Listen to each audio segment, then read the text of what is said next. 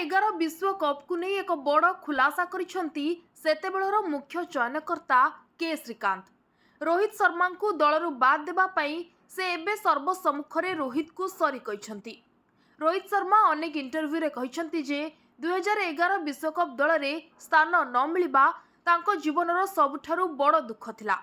एहाकु नै श्रीकांत कहिसेंती मु गत वर्ष रोहित को भेटिथिली एवं तांको कहिथिली आई एम सॉरी बॉस। से आहुरी कहिसेंती जे सेतेबेले चयनकर्ता माने किछि हाफ ऑलराउंडर सह जीवाकु चाहुथिले, जेउथि पई जणे प्रतिभावान बैटर होइथिले मध्य रोहित को बाद दिया जाइथिला। एहा कोनोसी व्यक्तिगत शत्रुता नथिला, बरं दलर रणनीति जोगु एमिति होइथिला। रोहित एबे भारतर सफलतम अधिनायक मानक मध्यरु जणे, किंतु श्रीकांतकर एही अनुताप एबे क्रिकेट प्रेमीक मध्यरे चर्चार विषय पलटिछि। आपनकु कोन लागुछि? रोहित को सह से दिन अन्याय होइथिला कि? कमेंट जणांतु एवं सब्सक्राइब करंतु।